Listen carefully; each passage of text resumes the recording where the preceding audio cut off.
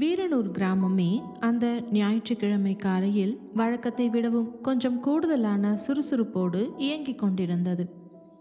ஆனால் அந்த சுறுசுறுப்பும் பரபரப்பும் ஊர் முழுவதும் பரவியிருக்கவில்லை. சண்முகத்தின் அந்த பிரம்மாண்டமான வீட்டுக்குள் மட்டும்தான் கொஞ்சம் எல்லை மீறிய பரபரப்பாகவே தாண்டவமாடி கொண்டிருந்தது. அதிகாலை 4 மணிக்கு தூக்கத்திலிருந்து எழுந்த லட்சுமி வீடு முழுவதும் அங்குமிங்கும் ஓடியாடி வேலைகளை பார்த்து கொண்டிருந்தார். பூஜை அறையை சுத்தம் செய்வதும், சமையல் அறைக்கு சென்று சாமி கும்பிட தாம்பூல தட்டுக்களை தயார் செய்வதுமாக அவர் முகத்தில் ஒருவித பதற்றமும் சந்தோஷமும் மாறி மாறி பிரதிபலித்தன. சமையல் அறையில் வேலை பார்த்து கொண்டே வரவேற்பறையை சுத்தம் செய்து கொண்டிருந்த தன் மகளை நோக்கி சத்தமாக கூப்பிட்டார். கவிதா, எடி கவிதா, அந்த தாம்பூலத்தட்டில் நல்ல பழமாக பார்த்து வெத்தலை பாக்கெல்லாம் அடுக்குனியா இல்லையாடி என்று பதற்றமாக கேட்டார். இதோம்மா, எடுத்து வச்சுக்கிட்டு தான் இருக்கேன். காலையிலேருந்து 100 தடவை இதையே கேட்டுக்கிட்டு இருக்கீங்கம்மா என்று கவிதா சமையலறையை எட்டி பார்த்தபடி பதில் கொடுத்தாள். நீ செய்கிற லட்சணம் எனக்கு தெரியாதாடி. சரி, அன்பு எங்க? டே அன்பு, டே அன்பு என்று லட்சுமி வீடே அதிரும்படி கத்தினார். மாடிப்படிக்கட்டிலிருந்து தலையை சீவியபடி கீழே வந்தான் அன்பு செல்வன். என்னம்மா, காலையிலே எதுக்கு இப்படி வீடே ரெண்டாகிற மாதிரி கத்துற? உன்னை தான் தேடினேன். உங்கள் அண்ணனோட அந்த வெள்ளை சட்டையும் வேட்டியையும் கரெக்டாக இஸ்திரி பண்ணி வச்சியா இல்லையா? பொண்ணு பார்க்க போகும்போது எதுவும் கசங்கி போய் இருக்கக்கூடாது சொல்லிட்டேன் என்றதும் அன்பு தன் தாயை பார்த்து சிரித்தான். அம்மா, அதை நேற்று நைட்டே அயன் பண்ணி அண்ணன் ரூமில் வச்சுட்டேம்மா. என்னடா வச்சுட்டேன்னு இவ்வளோ அசால்ட்டாக சொல்கிற? அப்புறம் கிளம்புறப்ப காணோம்னு அவன் தேடுவான். உன்னையும் உன் தங்கச்சியையும் நம்பி ஒரு வேலையை சொன்னேன் பாரு, ஏன் புத்தியை சொல்லணும் என்று லட்சுமி வாய்க்குள் முணுமுணுத்து கொண்டே அடுத்த வேலையை பார்க்க சென்றார். அப்பொழுதுதான் வெளியிலிருந்து புன்னகையோடு வீட்டிற்குள் நுழைந்தார் சண்முகம். மனைவியின் பதற்றத்தை பார்த்து உரக்க சிரித்தவர், என்ன லட்சுமி, இன்னைக்கு பொண்ணு பார்க்க போறது நம்ம பெரிய பையன் வெற்றியா இல்ல நீயா? ஏண்டி இப்படி அங்கும் இங்கும் ஓடி பதறிக்கிட்டு இருக்க என்று சிரித்தபடியே திண்ணையில் அமர்ந்தார். லட்சுமி தன் சேலை தலைப்பால் முகத்தில் இருந்த வேர்வையை துடைத்து கொண்டார். என்னங்க நீங்க, இது என்ன சாதாரண விஷயமா? நம்ம மூத்த பையனோட வாழ்க்கை விஷயங்க. எல்லாமே ஒரு குறையும் இல்லாமல் நல்லபடியாக நடக்கணும்ல, அதான் மனசுக்குள்ள ஒரே பதட்டமாக இருக்கு என்றதும் உடனே சண்முகம் புன்னகைத்தார். உண்மையில் அவருக்கும் மனதிற்குள் அளவற்ற சந்தோஷமும் ஒருவித திருப்தியும் இருந்தது. எப்பொழுதும் பிஸ்னஸ், விவசாயம், மில் என்று ஓடிக்கொண்டிருக்கும் தன் மகன் வெற்றி தங்களின் ஆசைக்காக கல்யாணத்திற்கு சம்மதம் சொன்னதே அவருக்கு ஒரு பெரிய வெற்றியாக தெரிந்தது. அதே நேரம் மாடியில் உள்ள தனது அறையில் கண்ணாடியின் முன் நின்று கொண்டிருந்தான் வெற்றி செல்வன். தூய வெள்ளை நிற பட்டு வேட்டி, கம்பீரமான வெள்ளை சட்டை, எப்பொழுதும் போல ஆடம்பரமில்லாத எளிமையான தோற்றம். ஆனால் அவனது 6 அடி உயரத்திற்கும் அந்த அடர்த்தியான முறுக்கு மீசைக்கும் அந்த வெள்ளை உடை அவனுக்கு ஒரு தனித்துவமான தலைவனின் கம்பீரத்தை கொடுத்தது. கண்ணாடி முன் நின்று தன் சட்டை காலரை சீர் செய்து கொண்டிருந்தவனை கதவோரம் நின்று பார்த்து கொண்டிருந்தான் அன்பு. ஹனே என்று மெதுவாக அவன் அழைக்க வெற்றி கண்ணாடியிலிருந்து பார்வையை திருப்பாமல், என்னடா அன்பு என்று கேட்டான். என்னன்னு, மனசுக்குள்ள ஏதாவது டென்ஷனாக இருக்கியா என்று கேட்க வெற்றி லேசாக திரும்பி அவனை பார்த்து புன்னகைத்தவன், எதுக்குடா நான் டென்ஷன் ஆகணும்? இல்லைண்ணே, இன்னைக்கு உனக்கு பொண்ணு பார்க்க போகிறோமே, அந்த பொண்ணு எப்படி இருக்குமோ, நமக்கு செட் ஆகுமோன்னு எந்த ஒரு பயமும் வரலையா என்று சந்தேகமாக கேட்க வெற்றி கம்பீரமாக சொன்னான். இதில் பயப்படவும் டென்ஷனாகவும் என்னடா இருக்கு? இது இயல்பாக எல்லாருக்கும் நடக்கிற விஷயந்தானே என்றதும் அன்பு தலையில் கையை வைத்து சிரித்தான். அப்பாடா, எனக்கு மட்டும் இந்த நிலைமை வந்திருந்தா இந்நேரம் பதட்டத்தில் காய்ச்சலே வந்திருக்கும்னு என்றான் சிரித்து கொண்டே. அதான் உனக்கு எனக்கும் இருக்கிற வித்தியாசம் அன்பு என்று ஒற்றை வரியில் சொல்லி முடித்தான் வெற்றி. அன்பு உரக்க சிரித்துவிட்டு பிறகு லேசாக குரலை குறைத்து தன் சந்தேகத்தினை கேட்டான். அண்ணே, எனக்கு ஒரு சின்ன டவுட்டுண்ணே. உனக்கு என்னடா டவுட்டு? ஒருவேளை நாம் இப்போ பார்க்க போகிற பொண்ணு உனக்கு பிடிக்கலனா என்ன பண்ணுவேன்னே? வேணாம்னு மூஞ்சில் அடித்த மாதிரி சொல்லிடுவியோ என்று தன்னுடைய சந்தேகத்தை கேட்க வெற்றி சில நொடிகள் அமைதியாக யோசித்தான்.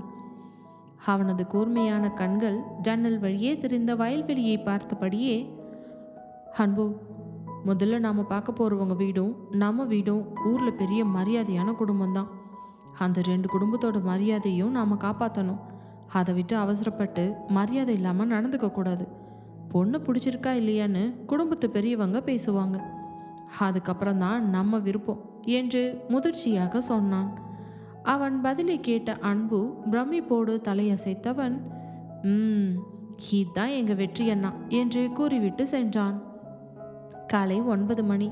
சண்முகத்தின் வீட்டிலிருந்து 2 கார்களில் குடும்பத்தினரும் சில நெருங்கிய உறவினர்களும் பெண் வீட்டை நோக்கி புறப்பட்டனர். காரின் பின் சீட்டில் வெற்றியின் இருபுறமும் அன்புவும் கவிதாவும் அமர்ந்து கொண்டு அவனை இடைவிடாமல் கலாய்த்து கொண்டே வந்தார்கள். அண்ணே, இன்னைக்கு அண்ணியை பார்த்து பேசிட்டு வந்ததுக்கு அப்புறம் இந்த தம்பியும் தங்கச்சியையும் மறந்துட மாட்டியே என்று கவிதா செல்லமாக கேட்டாள். வெற்றி அவளை பார்த்து, முதல்ல பொண்ணை பார்த்துட்டு வந்ததுக்கு அப்புறம் நீ பேசு என்றான். பாத்தியா அன்பு, அண்ணன் இப்போவே வெக்கப்படலாம் ஆரம்பிச்சிட்டாரு என்று கவிதா சிரிக்க அன்புவும் அவளோடு சேர்ந்து சிரித்தான். வெற்றி தன் புருவங்களை உயர்த்தி, டே அன்பு, கவிதா, 2 பேரும் இப்போ அமைதியாக வரீங்களா, இல்லை காரை வழியிலே நிறுத்தி உங்கள் 2 பேரும் இறக்கி விட்டுருவா என்றதும் அண்ணனின் அந்த கம்பீரமான அதட்டலை கேட்டு இருவருமே உடனடியாக உதடுகளை மூடிக்கொண்டு சிரிப்பை அடக்கி கொண்டார்கள். 1 மணி நேர பயணத்திற்கு பிறகு அவர்கள் பக்கத்து பெரிய கிராமத்தில் இருந்த அந்த பெண் வீட்டை வந்தடைந்தார்கள். ஊரிலேயே பெரிய பணக்கார மரியாதையான குடும்பத்து வீடு அது. வாசலிலேயே நின்று கொண்டிருந்த அந்த வீட்டின் பெரியவர் சண்முகத்தின் காரை பார்த்ததும் முகமலர்ச்சியோடு ஓடி வந்தார். வாங்க சம்மந்தி, வாங்க லட்சுமி அம்மா என்று கைகூப்பி அளவற்ற மரியாதையோடு அனைவரையும் உள்ளே அழைத்தார். அவர்கள் வீட்டு வரவேற்பறையில் அனைவரும் அமர்ந்திருக்க சுட சுட காப்பி, காரசாரமான பலகாரங்கள் பரிமாறப்பட்டது. 2 குடும்பத்து பெரியவர்களும் பரஸ்பரம் ஊர் விஷயங்களையும் விவசாயத்தை பற்றியும் விசாரித்து சந்தோஷமாக பேசிக்கொண்டிருந்தனர். வெற்றி மட்டும் எந்த ஆர்ப்பாட்டமும் இல்லாமல் அமைதியாக அமர்ந்திருந்தான். அவனது கூர்மையான பார்வை எப்பொழுதும் போல சுற்றியிருந்த மனிதர்களின் குணாதிசயங்களை மட்டுமே கவனித்து கொண்டிருந்தது. சிறிது நேரம் கழித்து, பொண்ணை கூட்டிட்டு வாங்கப்பா என்று பெரியவர் ஒருவர் சொன்னார்.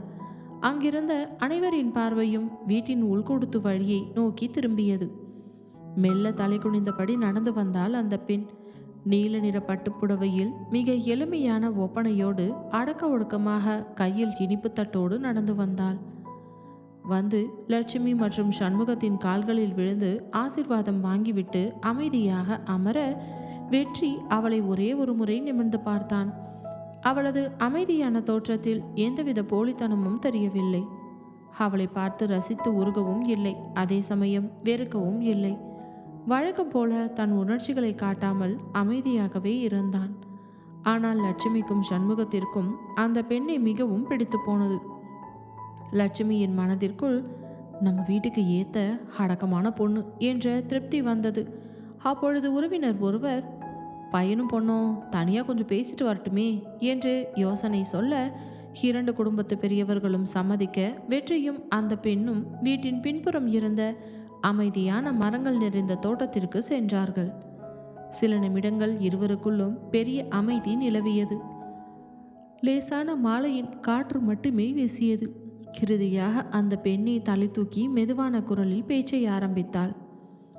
உங்களுக்கு இந்த கல்யாணத்தில் முழு சம்மதம் தானா என்று தயக்கத்தோடு கேட்டாள். வெற்றி நேராக அவளது கண்களை பார்த்தவன் அவனது கம்பீரமான குரலில், எனக்கு என் அப்பா அம்மா மேலே முழு நம்பிக்கை இருக்குது. அவங்க எனக்குன்னு தேர்ந்தெடுக்கிற முடிவு என்றைக்குமே தப்பாக இருக்காது என்று கூற அவள் லேசாக தலையசைத்தாள். உங்களுக்கு இந்த வரனில் சம்மதம் தானா என்று வெற்றி திருப்பி கேட்டான். எனக்கும் முழு சம்மதம்தான் என்று அவளும் மெல்லிய குரலில் சொன்னாள். அதற்கு மேல் இருவருக்கும் இடையே பெரிய உரையாடல்கள் எதுவும் நடக்கவில்லை. இருவரும் அமைதியாக திரும்பி வரவேற்பறைக்கு வந்தார்கள். அன்று மாலை இருந்து குடும்பத்து பெரியவர்களும் பேசி ஒரு தீர்க்கமான முடிவுக்கு வந்தனர். எங்களுக்கு இந்த சம்மதத்தில் முழு சம்மதம் என்று சண்முகம் மனதார அறிவித்தார். பெண் வீட்டாருக்கும் அளவற்ற மகிழ்ச்சி. லட்சுமியின் முகத்தில் சந்தோஷம் பொங்கி வழிந்தது. அன்புவும் கவிதாவும் ஒருவரையொருவர் பார்த்து சிரித்து கொண்டனர். ஆனால் வெற்றி மட்டும் அமைதியாகவே நின்றிருந்தான். அவன் முகத்தில் பெரிய ஆரவார சந்தோஷமும் இல்லை, எந்த வருத்தமும் இல்லை. ஒரு பொறுப்பான குடும்பத்து மூத்த மகனின் அமைதி மட்டுமே அவனிடம் இருந்தது. அதே நேரம் சென்னையில் கல்லூரி விடுதி அறையில் வைஷ்ணவி தன் தோழிகளுடன் அமர்ந்திருந்தாள். அவளை சுற்றி நண்பர்கள் கூட்டம் கலகலப்பாக பேசிக்கொண்டிருந்தது. டேய், வீரனூருக்கு போகிறதுக்கு ட்ரெயின் டிக்கெட் எல்லாம் கரெக்டாக புக் பண்ணிட்டீங்களா என்று வைஷ்ணவி கேட்டாள். எல்லாம் பர்ஃபெக்டாக புக் பண்ணியாச்சு வைஷு மேடம் என்று நித்யாவும் சிரித்தாள். ஹே வைஷு, உங்கள் ஊர் கோவில் திருவிழா செம்மையாக இருக்கணும், இல்லைனா உன்னை சும்மாவே விடமாட்டோம் டி என்று ஹரிணி கிண்டல் அடிக்க வைஷ்ணவி தன் தலையை சிலிர்த்து கொண்டு பெருமையாக சொன்னாள். ஹலோ மேடம், எங்கள் ஊருக்கு வந்துட்டு அப்படியெல்லாம் சொல்லக்கூடாது.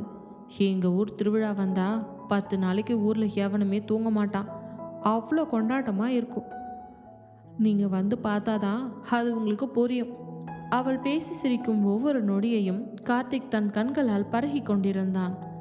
அவன் மனதிற்குள் ஒரே ஒரு எண்ணம் மட்டும்தான் ஓடிக்கொண்டிருந்தது. இந்த வீரனூர் பயணத்தின் போது எப்படியாவது வைஷ்ணவியிடம் தன் காதலை சொல்லி சம்மதம் வாங்கிவிட வேண்டும். ஆனால் விதி அவனுக்காகவும் அங்கிருக்கும் மனிதர்களுக்காகவும் வேறு ஒரு விசித்திரமான கதையை எழுதி கொண்டிருந்தது. அன்று இரவு வீரனுக்கு திரும்பிய சண்முகத்தின் குடும்பம் காரை வீட்டில் ஒன்றாக அமர்ந்து பேசிக்கொண்டிருந்தது.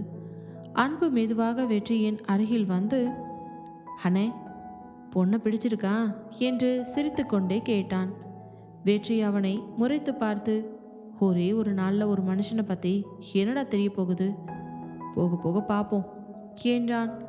அந்த நேரம் சண்முகம் அனைவரையும் பார்த்து மகிழ்ச்சியோடு சொன்னார், இன்னும் 2 நாளில் நிச்சயதார்த்தத்தை வச்சுக்கலாம். அந்த வார்த்தையை கேட்டதும் வீடே சந்தோஷத்தில் தெளித்தது.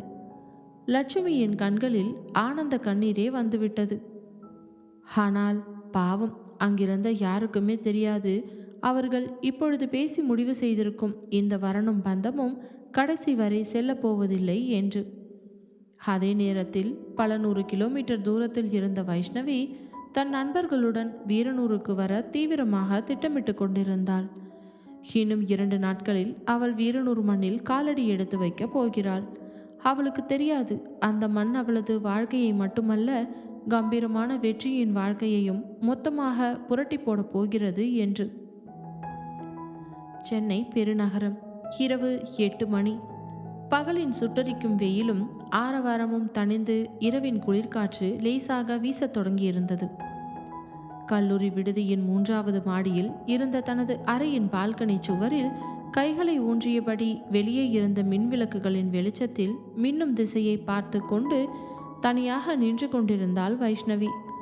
அந்த சில்லிடும் இரவு காற்று அவளது முகத்திலும் அடர்த்தியான கூந்தலிலும் மோதி சென்றாலும் அவளுடைய மனம் மட்டும் இங்கே சென்னையில் இல்லை. பல 100 கிலோமீட்டர் தொலைவில் உள்ள தன் சொந்த ஊரான வீரனூரை நோக்கி சிறகடித்து பறந்து கொண்டிருந்தது. கடைசியாக தான் பிறந்த மண்ணிற்கும் தன் வீட்டிற்கும் சென்று கிட்டத்தட்ட 6 மாதங்களுக்கு மேல் ஆகிவிட்டது. கல்லூரி படிப்பு, நாள்தோறும் ப்ராஜெக்ட், செமஸ்டர் தேர்வுகள் என இயந்திரத்தனமாக ஓடிக்கொண்டிருந்த இந்த நகரத்து வாழ்க்கையில் ஊரை பற்றியோ வீட்டை பற்றியோ நிதானமாக யோசிப்பதற்கு கூட அவளுக்கு நேரமே கிடைக்கவில்லை. ஆனால் இப்பொழுது கோவில் திருவிழா என்ற ஒரே ஒரு வார்த்தையை அம்மா ஃபோனில் சொன்ன கணத்திலிருந்து வைஷ்ணவியின் மனதுக்குள் தூங்கிக் கொண்டிருந்த அந்த குட்டி சிறுமி வைஷு மெல்ல விழித்து கொண்டு துள்ளி குதிக்க ஆரம்பித்து விட்டாள். என்னடி வைஷு, தனியா நின்று காத்தாட ஏதோ பலமான யோசனையில் இருக்க போல என்று பின்னால் இருந்து குரல் கொடுத்தபடி வந்தாள் தோழி ஹரிணி. திடீரென கேட்ட குரலில் கலைந்து திரும்பி பார்த்த வைஷ்ணவி லேசாக முகம் மலர்ந்து சிரித்தாள். ஹே ஹரிணி, ஒன்றுமில்லடி, சும்மா வேடிக்கை பார்த்துக்கிட்டு இருந்தேன்.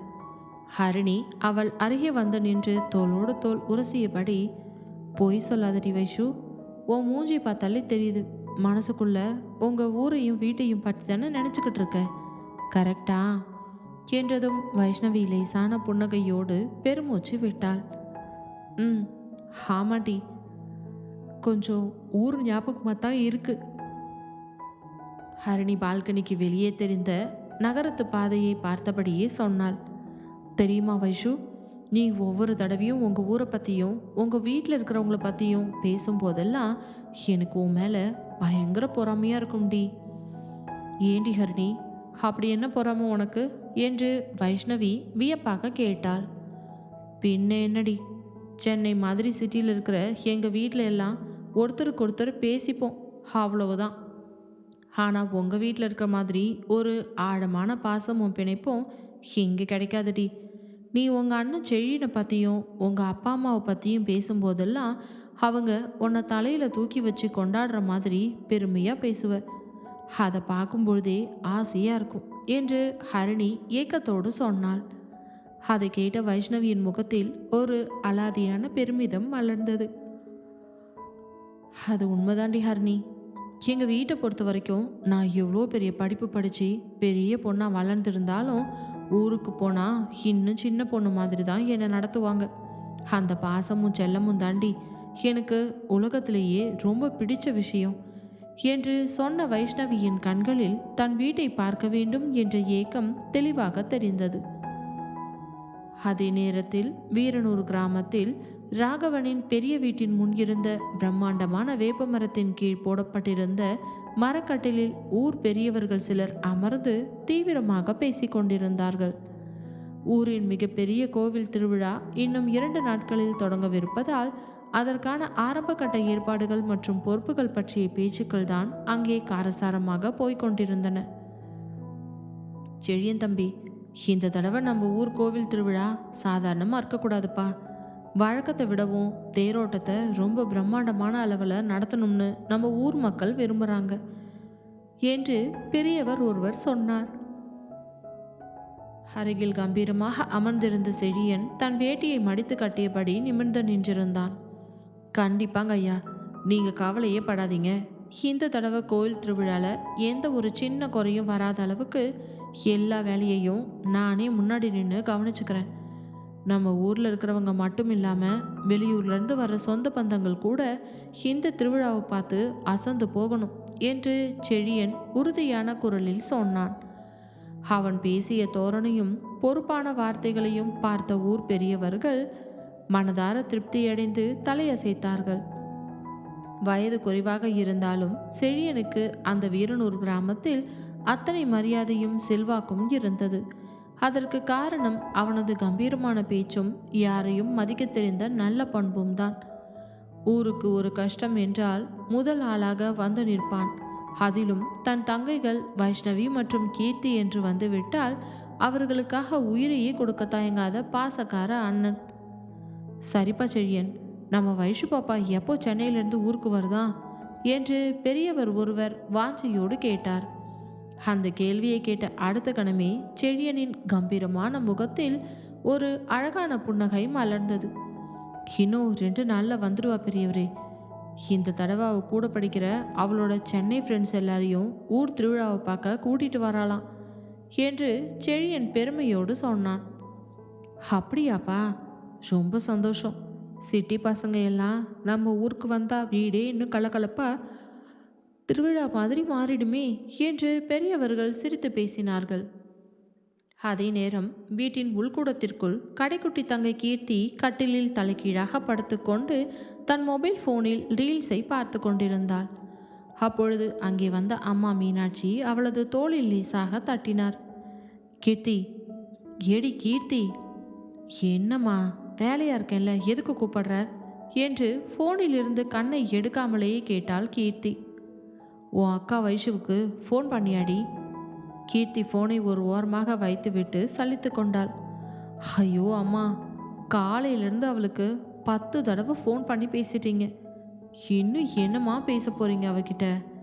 மீனாட்சி போலியாக கோபப்பட்டு தன் கையை உயர்த்தியவர், அடிப்போடி, பெத்த தாய்க்கு என் பொண்ணு ஞாபகம் வரக்கூடாதா என்ன? அவ அங்க என்ன சாப்பிட்டாலோ எப்படி இருக்காளோன்னு எனக்கு கவலையா இருக்காதா? ஒழுங்கா அவளுக்கு ஒரு வீடியோ கால் போடுடி. அடடா, அம்மாவுக்கு பொண்ணு மேல பாசம் பொங்குதே. இதோ இப்பவே ஃபோனை போடுறேன் என்று சிரித்துக்கொண்டே வைஷ்ணவிக்கு வீடியோ கால் செய்தாள் கீர்த்தி.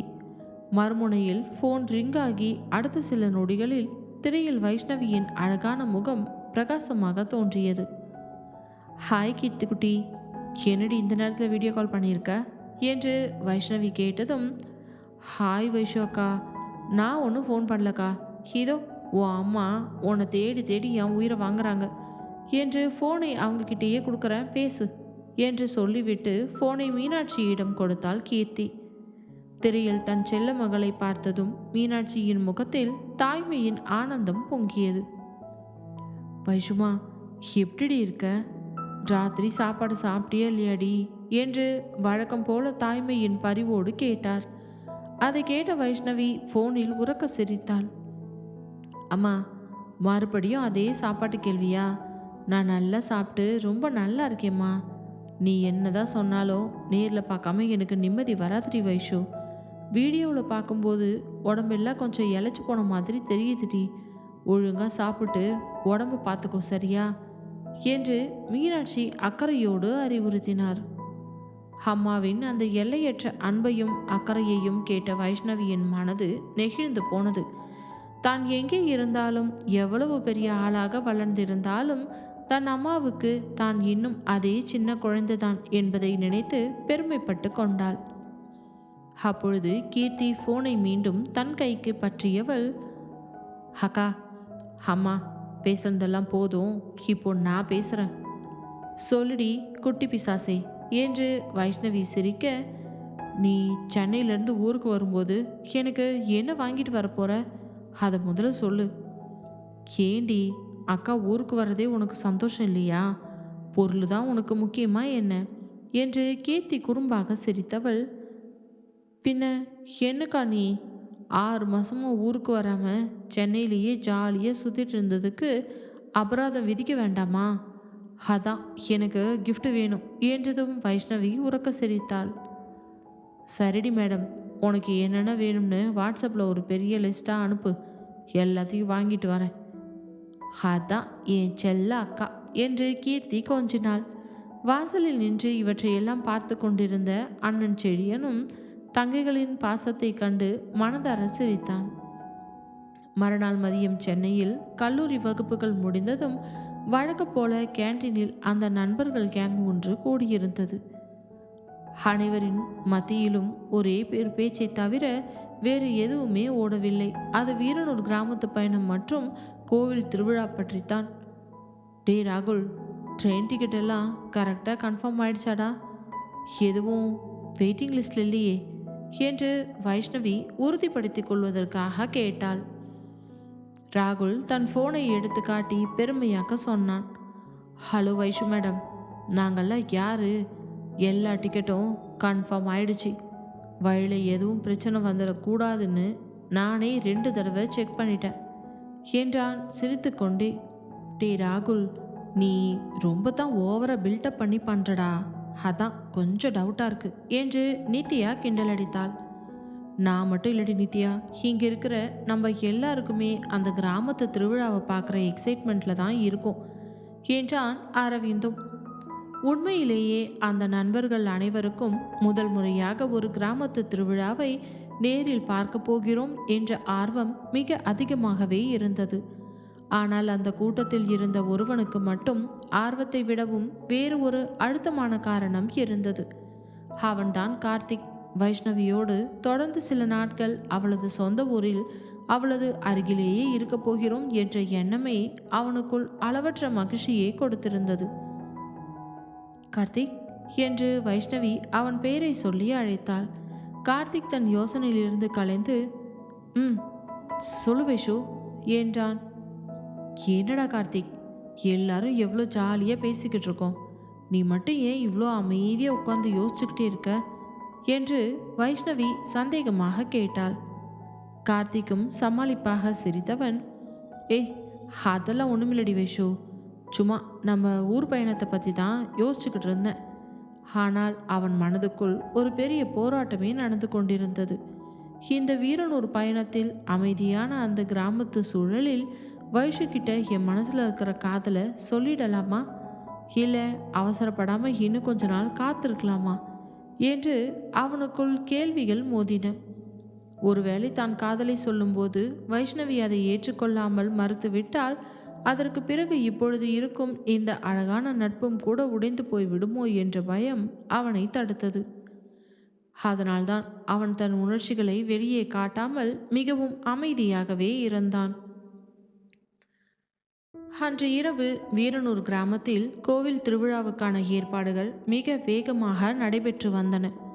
கோவில் பிரதான நுழைவு வாயிலில் பிரம்மாண்டமான தோரணங்கள் கட்டப்பட்டு கொண்டிருக்க, வீதியின் இருபுறமும் வண்ண வண்ண மின் விளக்குகள் பொருத்தப்பட்டு ஊர் முழுவதுமே ஒரு விழா கோலத்தை பெற தொடங்கியிருந்தது.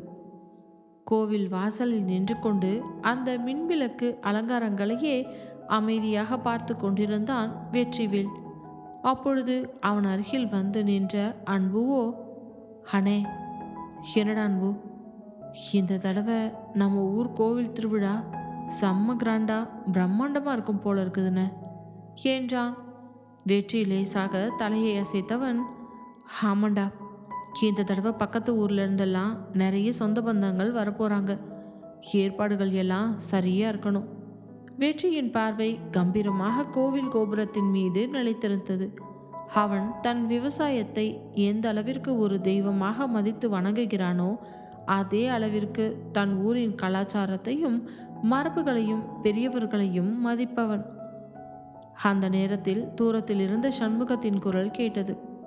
வெற்றி, டேய் வெற்றி, சொல்லுங்கப்பா என்று வெற்றி அவரை நோக்கி நகர்ந்தான். சண்முகம் புன்னகையோடு சொன்னார். வெற்றி, பொண்ணு வீட்டிலேருந்து தான் ஃபோன் பண்ணியிருந்தாங்கடா. நம்ம 2 குடும்பத்துக்கும் சம்மதங்கிறதுனால நாளன்னைக்கே நிச்சயதார்த்தத்தை வச்சுக்கலாம்னு தேதி முடிப்படிவிருக்காங்களாமா. அந்த வார்த்தையை கேட்ட அடுத்த கணமே அன்பு உற்சாகமாக, அடடா, அப்போது அதிகாரப்பூர்வமாக நம்ம அண்ணி இந்த வீட்டுக்கு வரப்போகிறாங்கன்னு சொல்லுங்கப்பா என்று வெற்றியை பார்த்து நக்கலாக சிரித்தான். வெற்றி அவளை தன் கூர்மையான பார்வையால் ஒரு முறை முறைத்து பார்த்தவன். ஆனால் அவனது மனதிற்குள் எந்தவித பெரிய உணர்ச்சியும் கொந்தளிப்பும் இல்லை.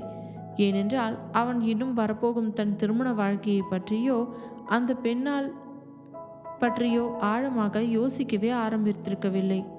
ஏதோ பெற்றோர் ஆசைப்படுகிறார்கள், குடும்பத்திற்கு நல்லது என்ற ஒரே காரணத்திற்காக அமைதியாக ஏற்றுக்கொண்டிருந்தான். ஏனோ அந்த பெண்ணை பார்த்துவிட்டு வந்த பிறகும் அந்த பெண்ணின் மேல் பெரிதாக அவனுக்கு ஈடுபாடு வரவில்லை. பார்த்தவுடன் தன் மனதை பறிக்கும் அந்த ஈர்ப்பு அந்த பெண்ணிடத்தில் ஏற்படாததனால் இந்த திருமணத்தில் பெரிதான ஈடுபாடு இல்லாமல் தன் தாய் தந்தைக்காக அமைதியாக ஏற்றுக்கொண்டான். பிறகு அவனது தந்தையும் தம்பியும் அங்கிருந்து சென்ற பிறகு அவனுடைய செல்போன் மணி அடித்தது. யார் என்று எடுத்து பார்த்தால் வெறும் நம்பர் மட்டுமே வந்ததனால் சந்தேகத்தோடு ஃபோனை ஆன் செய்து ஹலோ என்றான். ஹலோ, இது வெற்றி நம்பர் தானே? ஆமாங்க, நீங்கள் யார் பேசுறது?